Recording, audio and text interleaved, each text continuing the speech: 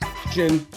Welcome to another episode of the Action Podcast. And today we are going to be talking about the big film release of Creed 3, which is probably going to be the final installment of the Creed series.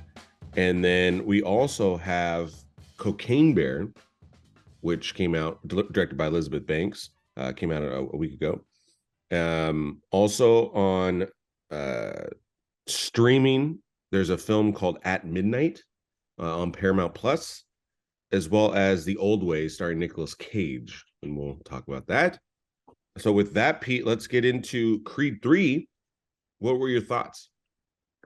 Amazing movie. This was a great, if this is the last one, then they really went out perfectly. And I found out afterwards, because I didn't know going into it that Michael B. Jordan directed this one. Yeah. I didn't know that until the end when it popped up at the very end, directed by Michael B. Jordan. And I'm like, what? Amazing job. Because I really think, like, looking back at the film, looking at what he did,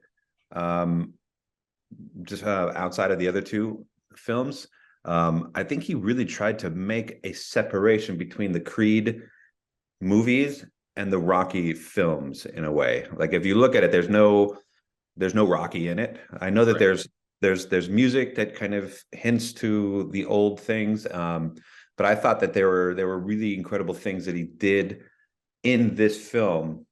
For one thing, that final sequence where everything just drops out and it's just these two characters in this sort of battle, this one-on-one battle, the way that was conceived and then ultimately translated onto screen, really kind of showed me what he can be as a director.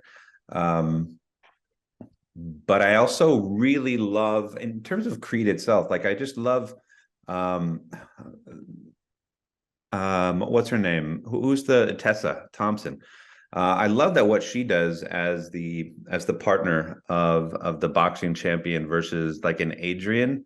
Mm-hmm. It was, Adrian's very much an old school woman in a way that only starts to kind of gain a voice later on before she's ultimately killed off. Tessa Thompson comes into this role and into this character as somebody that is just strong and but supportive and loving all at the same time.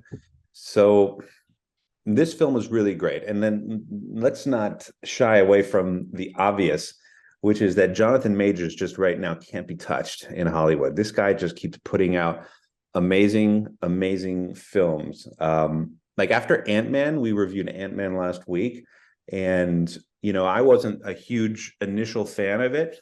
And I was like thinking to myself, like, man, I want to see him in another role, like I saw in Devotion, right? Like, because that was my last seeing of him. And then bam, Creed 3 comes out, and I get to see Jonathan Majors in this absolutely incredible role. Yeah, it's a different character too. You know what I mean? So it's like you're also seeing, not him as just an A-lister, but an actual genuine actor who's much different role. I mean, this role versus Devotion, right? I mean, two completely different characters. So you're different range. This one's obviously a much tougher, grittier character versus, the Devotion guy who's, a much more kind of peaceful and again, those are two kind of hard. It's not I don't know, because both characters have had to, endure extreme amounts of pain and torture on different levels, whether it was physically or psychologically or from society. Both of them had to overcome things to the point, and I don't think a lot of people can pull off that, like, what he does. No, that's my point I'm making. The way that he's just so intense. Like, even the most basic scenes, I think that he sort of brings an element of awareness, and it just makes you understand a character almost 100%. I mean, this guy, the way he performs, I haven't seen it in a while. Yeah, even the King. Really, yeah, even the King character compared to this one, right? The King character was such a kind of very like intellectual, um, intellectual and sophisticated type of character. And then, this one is, the guy's been locked up, and, this is all in the trailer, so I'm not spoiling or anything, but, Right. this guy's been locked up from the streets, a little more thuggish. Not like he's not a gangster.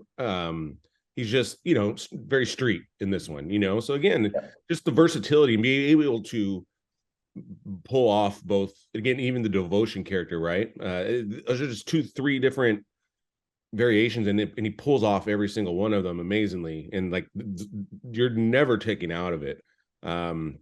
This isn't like, I'm trying to think of him. No one's really done that so fast too, right? I mean, this is all within like a year.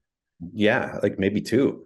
But I Yeah, mean, even the transformation physically, like when you first see him on screen, he's huge in this one. he's in these baggy clothes and it looks like he's overweight. It looks like he's out of shape. And then like he just goes like, wow, and he's just like a rock, like just chiseled. And man, even physically being transformed into this character. And Rocky, the series, as a franchise, has always just been really near and dear to our hearts, especially ours as a family. Like it's just been a staple in our youth and growing up throughout our lives. And I was rewatching the Creed films again before seeing this third one, and each one is a continuation, but I don't know. I think that they're all very standalone films. Like they show you, 100%, they 100%. show you very specific moments that you might need in order to continue on with the story, but um, you're not kind of pulled into the past. You're very much in the present in all of these films. You're very much in this time. You might get a flashback. You might get something that kind of sparks something that makes you remember something in the past. But these are all very standalone films that are just so well done. Do you And know they show why? you too. And they show you it too. You know what I mean? So it's like, even if obviously it helped, like I would say Creed 2 is probably the one that differs the most, or it relies on the past the most. But at the same time, like you're saying, it shows it. So it's not like you can't figure out what's happening. It's like, oh, okay, right. Drago is the one that, not killed, because I don't think that's the right word, but led to his father's death, right? But it's very apparent Yeah, that he pretty much killed him. well, I mean, it's not like he didn't murder him. People. No, he didn't murder him, but I mean, he was, it was certainly manslaughter by on some level. Like Well, he it's organized. unintentionally killed Yeah. somebody. That's manslaughter, right? I No, mean, he wouldn't be charged with it. It's not charged with a crime. mm, It I was think in this it day and was in a age, controlled setting. but I think in this day and age, like to that extent, I think he might have actually been charged. No, I don't. Let me ask you a question though. Why? Because I haven't heard. Why did Michael B. Jordan sit at the helm for this one I as think he wanted director? to. I think that's what he wanted to do. And this, because Ryan Coogler didn't direct Creed 2 either. I didn't realize that. Oh, really? Yeah. So he only directed the first one because he's been doing Black Panther. Black Panther. That makes So sense. I think he's just he story by. But he So wrote it. Yeah, yeah. no, he didn't even write this one either. He didn't write No, the last two. he's a co-writer for this one. Story by. So he's probably sitting with his brother, because I think his brother wrote the second one, and I think his brother wrote the third one too. Got it. So I think he's sitting with them like, hey, this is the idea. I think he's coming up with the idea, and then they're all executing, and then he's executive producer. Got it. So that's that's interesting. I thought that he did the second one too. Okay. I thought so too, because I love the second one so much. But yeah, no, it just, again, I think he's building a nice little protege. But yeah, I thoroughly enjoyed this film as well. 100% go see it. I don't think it's not my favorite Creed one, but I think, like you're saying, it's just high standards. These are each very good films. None of them feel like they're mailing it in at all. They're very good standalone films. Like if this is the only Creed, this is still a very, very satisfying film. There's really not much else you really could have done. I mean, I'm sure if you wanted to wait another, there was one moment Avatar to this and really get into it, then fine. I'm sure you can come up with something different. But I think that what they've done, the direction of this series has been great. I love that they haven't necessarily relied on everything that has happened in the previous 7 Rocky movies. You know what I mean? So, Yeah, and this doesn't fall the like. it's a new voice. It's a Yeah, different it's a different soundtrack. It's a different visual style. Like, like the old movies like Rocky 4, for example. I mean, that's just a soundtrack that is just boom, boom, boom. And then you're actually now introduced into, a lot of great music that maybe you wouldn't have like listened to before, that still is very appropriate for the moment. I found myself throughout Creed 3 where I'm just watching it and I'm just like this, just yeah, watching it and I'm like feeling it because it's appropriate for every moment of this film. yeah. I felt like there was a couple Dr. Dre produced tracks, and I can't confirm or 100%. deny that. Uh, 100%. That's what I think. yeah, I think what I wish, only because they were done so well in the first 2 Creeds, is I wanted the music of the training sequence. It wasn't as good as the other 2. Like I just rewatched both Creeds, and the training sequence in Creed 2, I mean, just sends chills up my spine with the music combined with the montage, right? And I just didn't. Again, I'm nitpicking here because I still think it was a good training sequence, especially specifically the training itself was very good.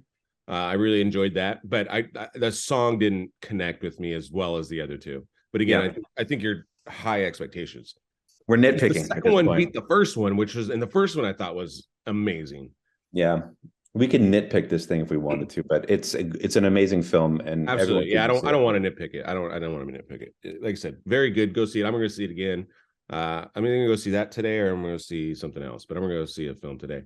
But yeah, loved it, loved it, loved it. We'll see it again. We'll own it the whole 9. So up next, we have Cocaine Bear, film directed by Elizabeth Banks. This is based off of a true story, Pete. And I'm gonna Loosely based. Yeah. loosely based. Inspired by, I think would be Inst- appropriate. yeah. So ultimately, this was a movie. So during the 80s, Pablo Escobar was delivering shipments of cocaine into the United States. There's a movie called American Made, but with Tom Cruise, that kind of shows like that's a good movie to watch if you want like kind of the backstory. Mm. But that kind of shows what the operation was. And so there would be cocaine basically falling from the sky. And and this happened in Tennessee, and then a bear ended up eating some of the cocaine, and some of the wildlife. And so what they did is kind of made this into now this horror comedy. And I'll tell you, I'll go first on this one, Pete. But Please. it was, if you can suspend belief a little bit and just relax, this is a popcorn flick, I would say. And Totally. but it's totally fun. Like, it was a fun time. Very hilarious. The music, the dialogue, even the action. It's almost a spoof on, you know on these types of movies, on these like kind of deranged animal movies. So it's really, it's almost a very intelligent comedy in a way, because they're poking fun at a lot of stuff. But yeah, I highly recommend this movie, especially as long as you're not a movie snob. I feel like a movie snob wouldn't understand some of this, or just not enjoy it for what it is. But it was hilarious. I would not waste my time with Yeah, such cinema. yeah. This is not cinema. No, this was not. I mean, yeah, if you're a Woody Allen person, I don't recommend you go and see Cocaine Bear because I mean that's a completely different class. Yeah, Not saying that they're bad people. I'm just saying that they're a different yeah. class of people. This is the beer drinking people, not the wine drinking people. Yeah. Cocaine Bear is like you said, it's a popcorn flick. And if you go into this movie with any sort of expectations other than just having a great time, you're setting yourself up for failure because it's grotesque, it's over the top, it's silly, it's everything that you thought it was going to be when you saw the first advertisement for it. Yeah, Even just the printed advertisement for it, Cocaine Bear. That yeah. can't be serious. and it's not a serious film.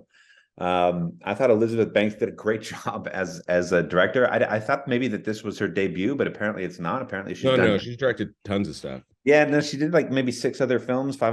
Charlie's Angels. She did the Yeah, Charlie's Angels. Pitch Perfect too. So Yeah. she's already sort of established herself behind the camera, and I thought she did a great job. I mean, even like just like the hands, like when all of a sudden it's just broken or it's like bitten off, and it's all very quick. The grotesque stuff just sort of pops in your face, which makes it very comedic. I thought the acting was purposefully over the top and silly just to kind of add to the way this film was. But I mean, you had everybody in this. You had Ray Liotta. I mean, rest in peace. Like, I don't know if this was his last. This was his last completed film. Yeah, his last completed film. So it was really great to see him for 3 minutes of screen time, 4 minutes of screen time, but still, having him there was amazing. Kerry Russell, who I always love. O'Shea Jackson Jr. was in this. Yeah. That's who else? I mean, there's just a bunch of people where all of a sudden you're watching and then all of a sudden somebody pops on screen and you're like, oh my God, there's that person. And how did they get them in this film? And it seemed like they just brought a whole bunch of like really great people together to make a ridiculous film. And it really worked. It almost reminded me of my approach to Violent Night, like where I walked into this movie and I'm like, there's no way this is going to be good. And I was pleasantly surprised and had one of the better times. Again, this is the beginning of the year, right? So you're not supposed to have, these massive blockbuster films. Or Creed 3, I would say, is the start of the blockbuster season. Exactly. But this was, the week before. So it's still sort of like the tail end of that beginning of the year. Things aren't really supposed to be great, but man, I had a great time. It's done pretty decent in the box office too. I don't have exact numbers, but I think you use Violent Night. I think that's a very good comp.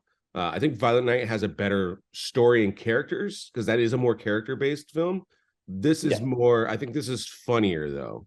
And it's almost a better crafted film because a lot of tricks, like you're saying, but the story is not better. So, but again, very entertaining, equally as, if not more entertaining than Violent Night. I love them both.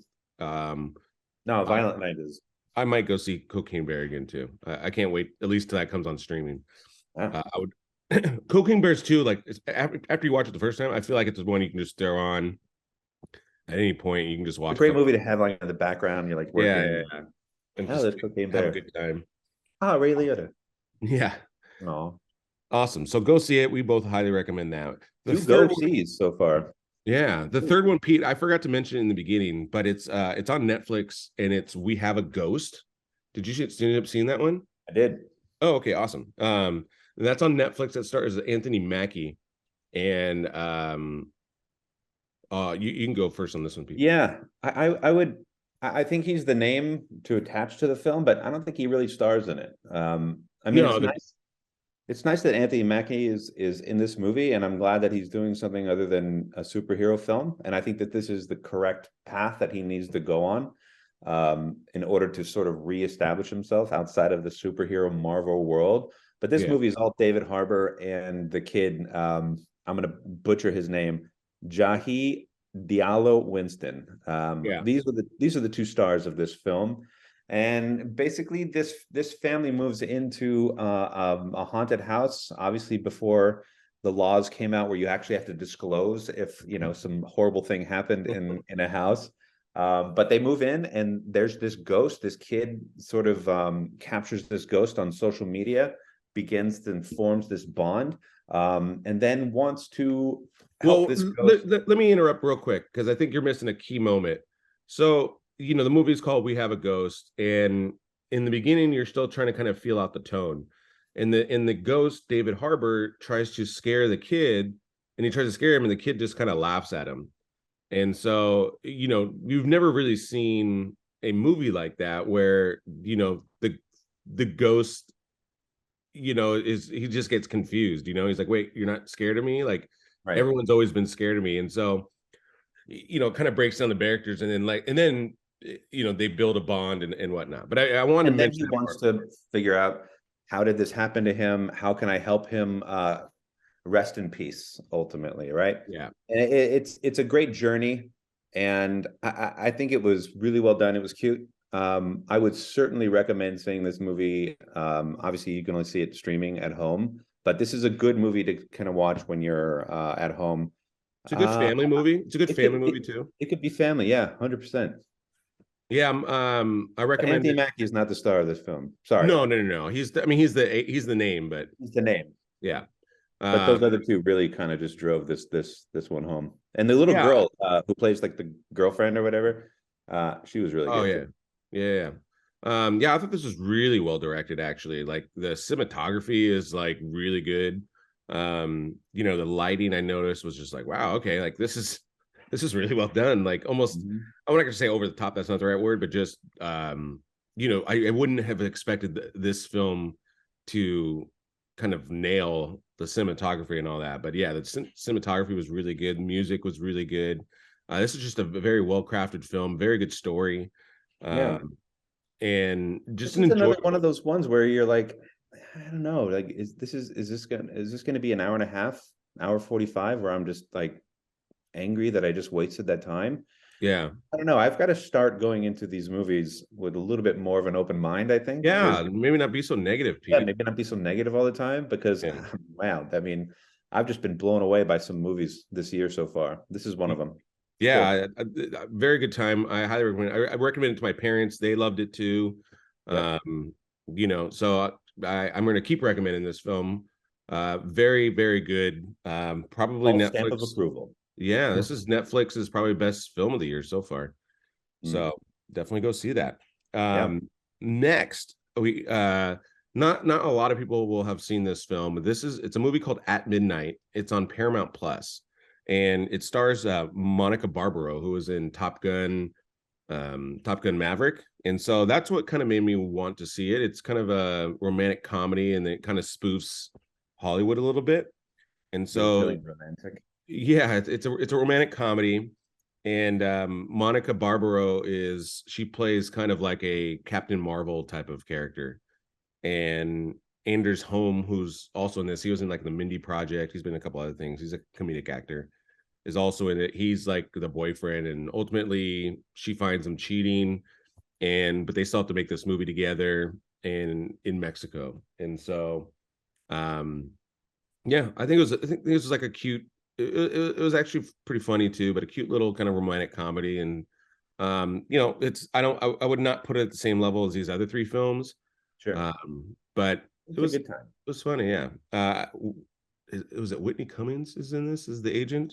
Oh, yeah, yeah, the comedian. Yeah, no, I'm trying to remember if it was her or someone else. A pretty well-known comedian is in this, female. I think it's her. She's the agent. She was funny. It's actually pretty funny. Like I again kind of had no expectation for this, but it was good. It was solid. Uh, Yeah, good. Let me see. Yeah, Whitney Cummings. yeah. Well done. And then next is The Old Way, starring Nicolas Cage, and I've been wanting to see this just because I mean Nicolas Cage has kind of been doing some better projects, and I love westerns, and so if there's always kind of an opportunity to see a western. I'll watch And this one tonight. Well, yeah, maybe not tonight, but soon. this so the price dropped to $15 on Amazon Prime or wherever you get your favorite movie. And so I was like, all right, fine, I'm gonna pull the trigger at 15. It was like 25 before, and I'm like, yeah, no, I'm not taking a risk for $25. But 15 was a lot more palpable. So I purchased it. And It's not again, like he just did like The Rock, Con Air, and then like yeah, $25 movie. Okay, I can still kind of right, do it. exactly. So yeah, so I started watching it, and I thought it was pretty entertaining, like pretty well done. I liked it more than The Power of the Dog, which I thought was extremely boring. Um, this is a more of I would categorize this as like kind of more of your serial western. Back in the day in like the 50s, like westerns would come out a lot more common. Like John Wayne obviously did thousands of westerns, and not every western he did was The Searchers or you know Man Who Shot Liberty Valance. So I would not put this western. This is not a western that's in those upper echelon of westerns. This isn't Tombstone, but this is like if you like westerns and you just kind of want a nice little adventure. um I would say I'm not enjoying it as much as like Forsaken, which was like a newer Western with Kiefer Sutherland, or Jane's Got a Gun. I'd put it just right around there. That are like kind of, again, lower budgeted, but still solid and entertaining. Right. But I'm enjoying it. I have to finish the ending, but the girl in it's pretty good. Clint Howard's in this too. Ron Howard's brother. Right. He's been tons of stuff. Yeah, he's a solid character in this one. There's a lot of good characters. The only one I'm not like in love with is the main villain. He's got kind of a he was in Terminator. What's his name? Robert Patrick? No, the Terminator Michael Genesis. Biehn? Oh. Well, you're going into Terminators that I don't care about. Yeah. Terminator 9. I'm trying to think what his name was. Hold on one second. Oh, Jay Courtney. He kind of reminds me of a Jay Courtney vibe. I thought it was Jay Courtney at first, but it's not. I would say that's probably maybe where what holds the film back slightly is the villain isn't as strong as some of the other guys. But no, I'll check it out for sure. I mean, I'm seeing a resurgence of Nicolas Cage. I will not be negative about that new vampire movie of his that's coming out because it looks ridiculous. I haven't seen it. However, I'm going to go into it with an open mind because we're starting to see Nicolas Cage come back a little bit here, which I love. I love a story where a comeback happens. So yeah, this is like I said, solid. Good. If you can, again, I think if you like kind of the not in the Tombstone level, but if you like the like serial westerns, I'd say this is a solid one. So cool. Awesome. Well, with that, Pete, I think we'll be taking another hiatus next week. I don't think there's any major releases, and so we want to make sure we're bringing out solid content, people. And so we'll be focusing back on our other podcast as well. We have Home Alone that'll be coming out, and Shawshank Redemption. Those are the next two on tap. But we will be producing those out more often, and then we'll be back in 2 weeks for Shazam. Yeah, maybe Scream 6. We'll see.